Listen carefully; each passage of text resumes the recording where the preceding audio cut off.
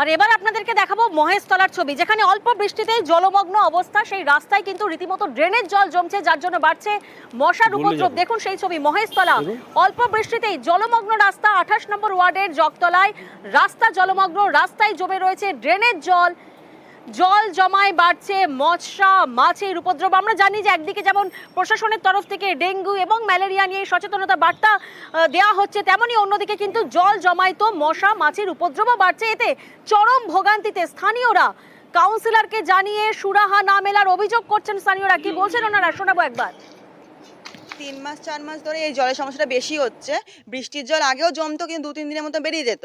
কিন্তু যবে থেকে ওই রাস্তাটা উঁচু করেছে তবে থেকে এখানে 3 মাস ধরে আমাদের খুব বাজেভাবে ভোগান্তি হচ্ছে। যখন আমরা এগুলোকে জানানো যাচ্ছি তখন আমাদেরকে নানা রকমের থ্রেট করা হচ্ছে।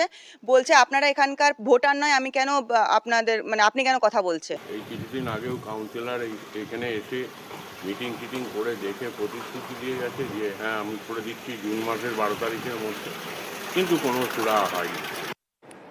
প্রতিনিধি সমীর এই মুহূর্তে আমাদের সঙ্গে রয়েছেন। সমীর, মহেশতলার যে ছবি আমরা দেখলাম, 28 নম্বর ওয়ার্ড, তোমার থেকে প্রথমেই জানার চেষ্টা করবো এই 28 নম্বর ওয়ার্ডের থেকে পুরসভার দূরত্ব কতটা? কেন জিজ্ঞাসা করছি, কারণ পুরসভার আধিকারিকদের কি নজরে আসছে না? দেখো প্রিয়াঙ্কা, এই যে মহেশতলা পৌরসভার 28 নম্বর ওয়ার্ড যেটা বলছো, ঠিক ও ঢিলছোড়া দূরত্বে, ছাদে উঠলে দেখা যাবে ওই রাস্তাটা, কিংবা ওদের ওইখান থেকে কেউ ছাদে উঠলে দেখা যাবে পৌরসভা। আর ওই পৌরসভার একদম পাশাপাশি রাস্তা। তারপরেও ওখানকার আধিকারিকরা যাওয়া আসা করে, ওখানকার পৌরসভায় চাকরি করে এরকমও লোক আছে, ওই এলাকায় থাকে, কিন্তু সেও অনেকবার বলেছে হয়নি। কিংবা ওখানকার যে 28 নম্বর ওয়ার্ডের কাউন্সিলর আছে ওনাকে বারবার বলেছে, এবং বারবার বলতে গেলে এবং ওখানকার মহিলাদেরকে ধমকি দিচ্ছে, গালিগালাজ করছে কাউন্সিলর, যে এখন বলবেন না, এই সময় হবে না, ওই সময় হবে না, নানাভাবে কাউন্সিলর ঘুরিয়ে দিচ্ছে। কোনো লোক বলতে গেলে আপনি 3 বছর এখানে ভাড়াটে আছেন, ভাড়াটে বলবেন না।